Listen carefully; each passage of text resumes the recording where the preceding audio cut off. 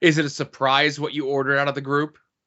Oh no, I got an extra Loot Crate shredder figure, the claw shredder one. Yes. I bought that.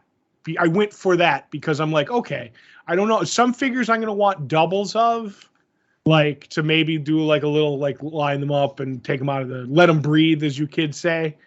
And over San Diego, they had that claw shredder is part of 3 characters that appeared together, and they're doing a 2-pack of the other 2. So I'm like, okay, I really like those 3 figures, or I like those 3 characters. So if I ever want to rip them open, I'm going to need doubles. And because the Loot Crate one is not like the Mirage ones that are coming up, they're going to go out to made to order kind of a deal.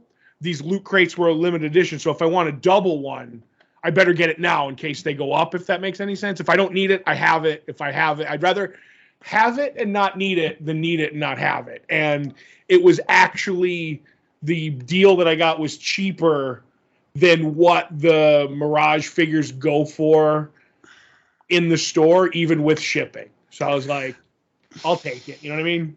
For sure. So that's where I'm heading with that. Right. I know I purchased a thing. The only thing I ever purchased from there was I need to get like the Defenders for my stuff. Mm-hmm. Adam showed me. Right, and I'm an in-box guy.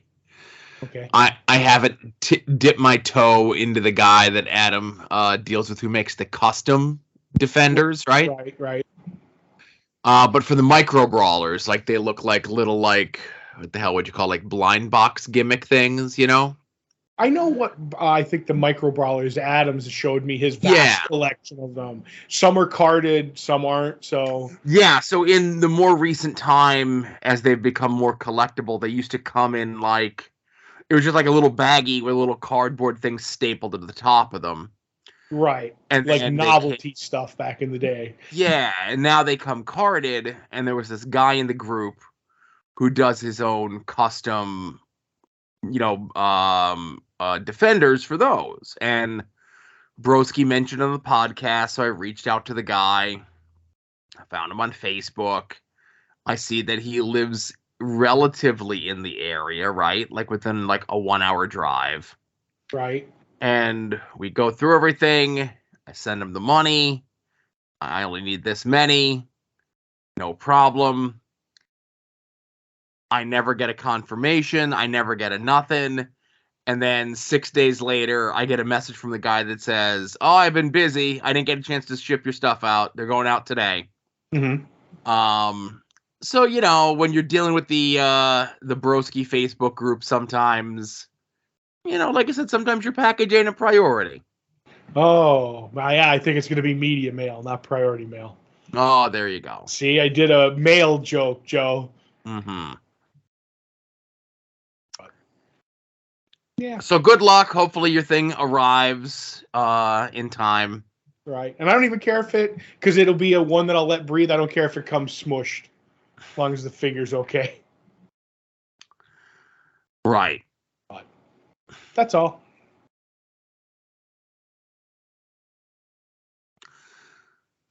So nothing else doing everything good? You all ready for whatever you have planned? Nothing?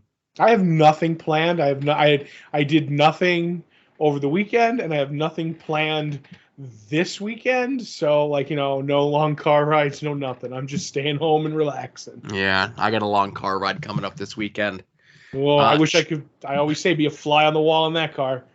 Yeah, not in the car. No. But trying to convince 2 people who live in the Lehigh Valley, right, that meeting them on 80 West is backtracking for me. Okay. That I'm just like, hey, why don't you drive the 35 minutes to here, and then we could all just kind of leave from there. And so that's kind of just been my battle. Right. I'm sure once everyone listens to this, it'll all be figured out, and we'll be there. Right. Here's the way I look at it, Joe. This is what you say. You're the one driving? Yeah. Okay. Then you say, you want to ride, be at my house at this time, and because they're probably wrestling fucks, give yourself an hour. Yeah.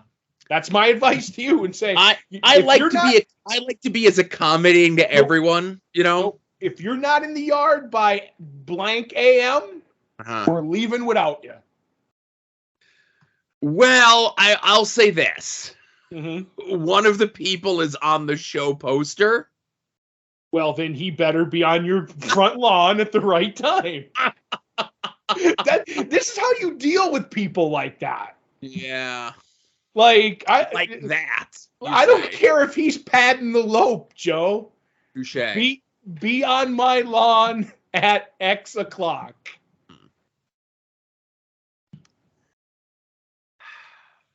I'm going to try that strategy when we're done and see how that works. It really doesn't affect me, so go ahead. No, it doesn't. Right. But I can hear you typing it out now. No, I'm not typing nothing. I promise. Okay.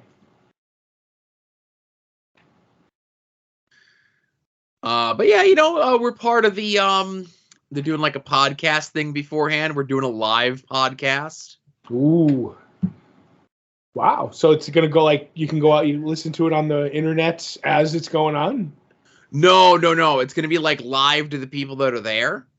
Oh, live on tape. Got it. Yeah. Like there's going to be an audience, you know? Okay. A crowd in front of a crowd. See, I honestly thought you had somebody, not you. I know it wouldn't be you. Had the ability to like put it on the internet at the time and then like free to like download later too. I'm sure they could stream it on like a YouTube or something, you know? Oh, there you go. Now, is that going to be available on everybody's podcatcher that's involved? So as I understand it, the our, you know, like all the podcasts and everything, everyone's going to get like their copy of the file to do with what they wish. Okay, that's cool. That's what I was wondering. So it's like a universal show then. Yeah. It's us, it's Wrestling Cheers, it's the Pod Van Dam Boys, and then AIW, the people whose show it is. John does a podcast, and they are after the event. Okay. Will there be drinking involved during the podcast? Not by me. Oh, okay. No, I tend like when I'm doing like you know, the wrestling, when I do the commentary, I typically behave, you know. Oh, that's right. You're doing commentary. See, I figured. Well, so I don't know if I'm doing commentary per se. I haven't been officially booked or asked or whatever to do it, but like I don't need to be trying to do a podcast with strange equipment and strange mics while I'm like half in the bag, you know? Right. Get all in the bag. It makes it better. Right. No, thank you. But no, okay. I just thought that might be a different like night. You know what I mean? Not night, but you get what I mean. Like afterwards or. Now, do you have permission to do this podcast? Do I have permission? Yeah, because it's about AIW wrestling, right? Yes. Oh, okay. Maybe it's a different wrestling thing that I thought you had to ask permission to do these things. Oh, ha. Yes, I got you now. Okay. Well, I don't know what we're going to be like this week's episode that Adam and I did, the monumental 200th episode of At Odds with Wrestling. I you know what? I lost money, Joe. I bet against you. Oh, you did? Yes. I lost 100 betting that you wouldn't get to 200, but Congratulations. It hasn't happened yet, so. Right. Well, it has and it hasn't, depending if you paid $5 or not, you know. Right. But if I had my druthers about me, and I mentioned this on At Odds last week, and if everything kind of worked itself out, we'd have the live show be our 200th episode. Right. And Adam's like, oh, well, we could just skip next week. And I'm like, we don't skip weeks. No days off. That's right. No days off. If we're breathing and our hearts are beating, we're doing a podcast. And that goes for all the shows. At least beaten like regularly, not irregularly. Yes. Right. So. Ooh, and I could, you know what? Oh, and this will be a fun one. Since you have nothing to talk about, you did nothing, you have nothing to get into. Yep. I got you to talk about Toy Boy stuff. Yep. You don't want to talk about Fig Daddy Cool or nothing. Oh, we could. I mean, I don't want to out that guy. You know what I mean? Right. Whoever that could be. Right. Because somebody started a bit, and now I have to go with it. So, what's the over/under on how long before the Fig Daddy Cool account goes dormant? Well, I'll say this. I don't know how long it'll be before Fig Daddy is outed as who he is. Right. But I'll say it's probably going to keep going because one, it tweaks a certain someone, and two, it's the way I'm in a toy conversations. I mean, someone's in a toy conversation. Right. So that I don't see that changing, you know? For sure. But what were you? So I've mentioned before that I turned down podcasts recently. Yep. And I didn't turn down a podcast recently. I was asked to be on a podcast recently. Okay. And I'll tiptoe around this as much as I possibly can. So it's a podcast that I've been on before. It's a podcast that I've been on with multiple people before. But since the last time that I was on the podcast with this person, and this time when I was asked to be on the podcast, this person no longer likes me. Ooh. They blocked me on Twitter and all sorts of things, right? They don't respond to my texts no more, and I don't know what I did. Okay. So the person who runs the show, it's like, hey, we're looking to have you and this person and the other person on the podcast again. And I said, well, you may want to double check with that other person, because I don't think they like me no more. It might be awkward for them. Right. And I said, it won't be awkward for me, because I'll mention to them, hey, why did you do this? since you blocked me on social media and you won't respond to my texts, if another person is going to put us on a phone call together for a podcast, whether it's on the air or off the air, I will ask you why. Why don't you just drive up the road and speak to Brett in person? Oh my goodness. No, it's not Brett. I just saw Brett this past Saturday at the wrestling up at the DJ's house. I heard. But yeah, no, I get what you're saying. Yeah, you know. I got no problem. I know. I joke around. If I said the name Johnny Gargano to you, do you know who that is? No, but you guys were talking about it online somewhere, and to me, is that like a giant Godzilla kaiju? That's what I think is Johnny Gargano is a Japanese monster. That's all I got. He's a wrestle boy. He's from the Cleveland area. He was let go or didn't renew his contract with World Wrestling Entertainment. Maybe like back in like March or so. And he was at AIW this past weekend doing a meet and greet and did like a little thing for the live crowd that wasn't broadcast as part of the show. And my buddy Pat was like, I got to meet Johnny. He's a nice guy and he was great and everything else like that. I go, next time you're at a show with Johnny, why don't you ask him to unblock me on social media? Is that why you were wondering if, what was it, maybe he has a micro brawler or something, and if you buy one, it comes with a free unblock? Yeah, or a major bendy or something. Right, whatever. All the things that... If you're spending that sort of money on a fucking piece of plastic. Right, you should get one free unblock, like you said. So that's all I have to do is just not answer your emails or texts, and Longbox Heroes is over? Yeah. Okay, that's good to know. I think that's what's going to happen between now and next or past Thursday, depending on whether you paid $5 with add-ons. Gotcha. Right. Well, I paid you $1 to watch Monday Night Raw this past week, like a dope. Wait a minute. I'm not the dope. That was $1 well spent. You're a dope because you watched Monday Night Raw. You know what? I got more than $1, just so you know. $2? More. Okay. Right, and I got $1 not to ever say what DJ's first name is. I get on social media. It's DEE. Right, I get $1, and it's like that you've received $1 from blank, and I'm like, Oh, like I recognize the last name. I'm like, oh, I didn't know your name. He's like, okay. He's like, okay, yeah, I didn't know. It's like I said, I always knew you as DJ. And he goes, okay, well, that's cool. Like, please don't ever use it. And I was like, more money to the PayPal, please. And like 45 seconds later, ding, here's your hush money. He's like, and then Brett sent me $1. So. Oh, okay. So I made 4. Joke's on you, Joe. Wow. While you watched Monday Night Raw, I went swimming for 2 hours, so I win. Right. It was bad, Joe. Yeah? Yeah. I thought it was going to be better because it was under a new regime. Oh, yeah? Same as the old regime, Joe. That's what everybody else thought. They're like, wow, this new regime that has sat at the old regime's feet and learned everything that the old regime does for the last 20 years. I'm sure on his first day on the job with 3 days notice, things are really going to be shooken up and different.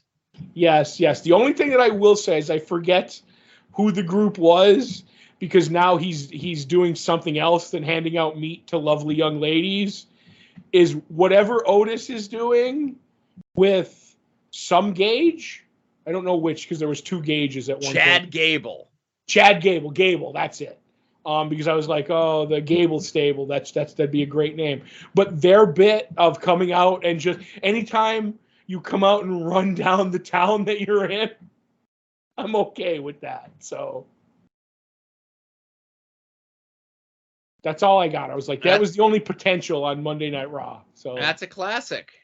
That is a classic. Classic bit, as they say. Well, you do love a good bit. I do love bits. Yes. So hey, one last thing for After Dark here. Yep. Is a friend of the show, listener to the show, Patreon subscriber as well. I don't, if that's outing him, then I'm not going to edit that out.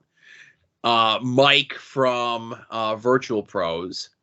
Okay. We on the Patreon show always talk about like all those classic Marvel shirts that are on the graffiti designs or the comic images page. That I'm like, oh man, these things should be in print. Marvel's fools for like leaving these on the table and everything else like that. So, Mike deals in a lot of different things similar to that, right?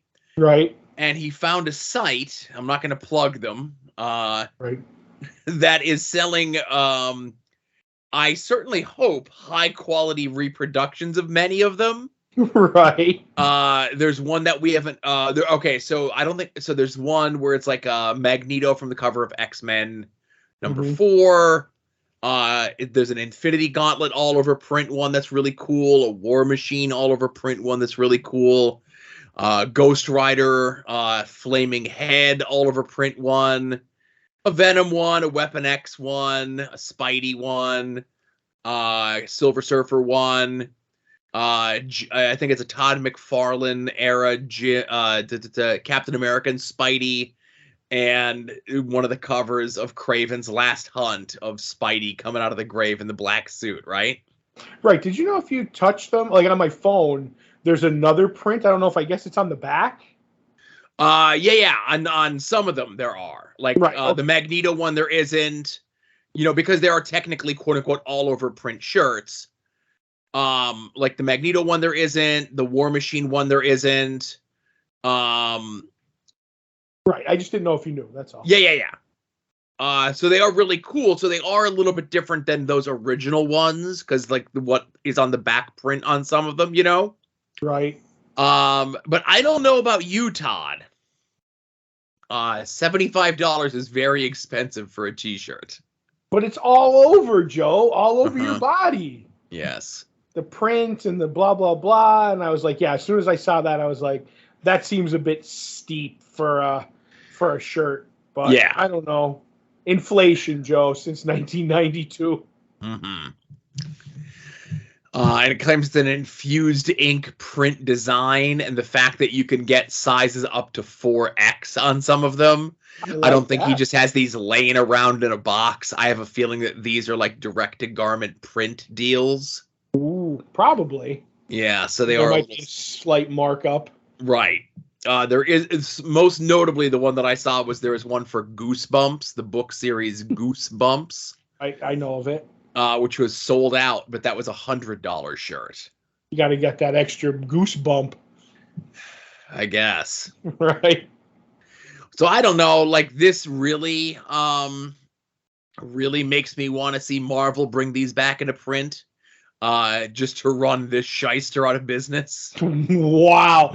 These aren't knockoffs, or these are bootlegs, Joe. And again, if it's a bootleg and you're charging like this crazy amount of money, then I don't know. Yeah, but hopefully it won't disintegrate after 2 washes like a bootleg. Yeah, there you go. Right? So I don't know. I'm not buying any of them. So, and they only seem to have, they had a couple other like Yu-Gi-Oh or whatever, but it was all Marvel. I was like, oh, no DC, I guess. Yeah, well, if you remember, DC never did anything above and beyond. It's like, here's a Superman logo shirt, and here's a Batman logo shirt. And if they got frisky back in the 90s, here's a Green Lantern shirt, you know? Right. They did more of them. I don't know if we're going to get into them when we do the Patreon, because I don't know how they're there, but I had a bunch because I was collecting some of the DC shirts that they were doing. Like I know, like, and it was all graffiti. Graffiti did all the DC shirts. So yeah, they had all the symbol ones. So you'd have Superman, Batman, Flash, Green Lantern. I'm trying to think if there was any other ones. A Robin one, I think, at one point. But they also had, like, I got all the Sandman shirts that they did. Yeah. That's all your precious sad Scotty Flamingo. That's where he got those shirts probably. Then there was like Justice League ones. Like they did a lot of shirts, but they would only do them like the difference between Marvel and DC is Marvel would be like, here's our shirts. They're the exact same shirts every month in previews, and occasionally they'd add one and take one away. Where DC'd be like one time only. Like, here's your Preacher shirt, buy it. If you don't buy it, it's gone forever. So that's kind of the way they did it. Well, so not really. So, you know, Marvel, of course, did these shirts that we're discussing here through Comic Images for the most part, right? Right.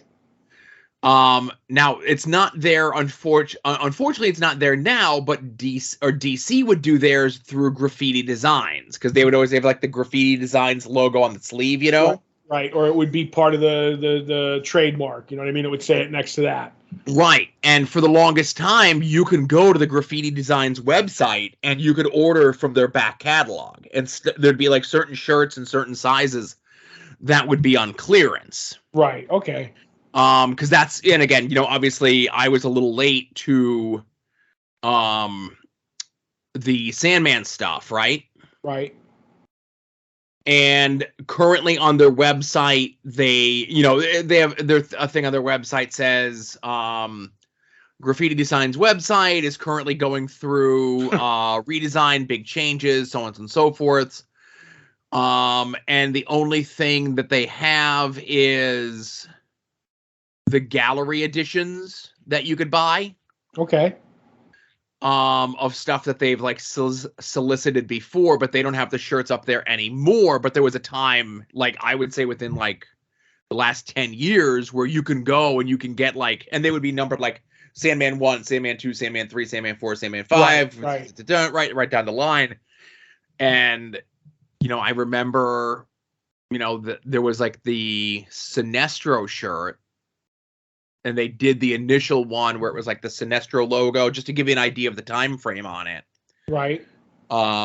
It was like on a black shirt with the design, and then they switched it over to a yellow shirt with the design. And I didn't like the yellow shirt, of course. I hate any non-black shirt. Right. So, you know, and it's like a printed design, so it would get beaten up. And then like after it was washed a bunch of times, the logo started to break up. So I would just go to the Graffiti Design site and buy another one of the black shirt. Like you couldn't order it through like previews or through your local retailer, but you could go through the Graffiti Design site. But see, I kind of remember them being around longer, but yeah. I always just remembered them being in previews and then they were gone. You know what I mean? Yeah. Like very rarely would you get something where it pops up and says like, offered again or something like that, you know? I mean, they would keep the staples in check, like you said, the Superman, the Batman symbols, because they were just around. But those Sandmans, like, they sold, because I remember, like, Sandman, the trade paperbacks were, like, on the New York Times, like, comic trade paperback best-selling list. They were, like, 1 through 10 for all those years. And then they didn't get bumped until Walking Dead became the thing that it became. Because I remember the as Walking Dead would get a new volume, be like Walking Dead Volume 1, Volume 2, and then, like, you know, around 4 or 5 when it became what it became. And the first one that we always said was smart. It was priced to move at $9.99. Remember, it was like the $9.99 trade, and then the other ones were like 14 or whatever. But it was like, okay, like one Sandman would get bumped off, and then, you know, the next, and it would be like another Sandman. Then it was all Walking Dead, and then, like, Walking Dead was the big thing. And then Saga came along and, like, kind of knocked that out of the way. But yeah, Sandman was a moneymaker for DC all those years ago. Right. And there is a phone number on the Graffiti Designs website, and I don't think they'd be open now, and I don't have good luck calling people on the podcast. Right. They call you back the next day, and then you let me know. But I would absolutely call the Graffiti Designs phone number tomorrow and ask them if they still have any shirts in stock. And, like, you know, because every once in a while, like, because I was, like, on their mailing list or whatever, because I would order shit from them from time to time. I would get like a catalog in the mail, you know, and it would have, like, new stuff and back stock and that sort of thing, you know. Oh, yeah. See, like I said, because the sizes they had up to 2X, but that would be, I'd be like a sausage casing with it. Yeah. I bought them just because the collector in me wanted them. You know what I mean? Like, oh, the Sandman shirt. I'm collecting all things Sandman. Oh, that's got a Maguire, you know, artwork on it. I'll buy that. You know what I mean? Couple other ones. So I knew what they were, but I always got them out of that initial previews run. So I never ordered anything and got the catalog, if you will. Right. And there are Graffiti Design shirts that are up on, do they have a I could have swore they might have also had, like, an eBay page as well, but I don't think they do anymore. Right. Because I am just finding folks that are selling, like, old ones for, like, super, you know, as we kind of end around on the bootlegs of the old Marvel ones, you know, where, like, I see people selling the one, this, just as an example, the Sandman shirt with Sandman Death and Delirium on it. Like, somebody on eBay selling that shirt for, like, $150. Oh, yeah, they go for some cash. Yeah. So but if they're still available from Graffiti, maybe we could do an opportunity, Joe. We could. There you go. Let me look at saved sellers. Because I could have swore I would have had them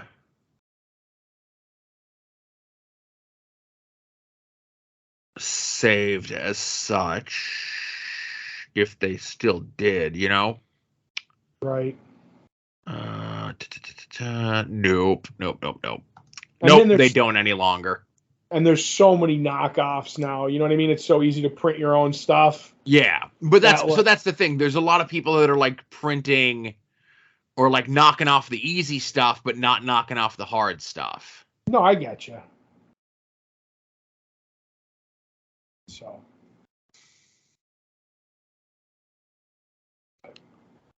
All right. So, is that everything, I guess? Yeah, I think that's everything for After Dark. Why not? Yep. Sure. Good show. Great show. Hardy and rich. I'm modest, Joe. Yes. All right, everybody. Thank you very much. This was After Dark 402. And, yeah, we'll see y'all here next week.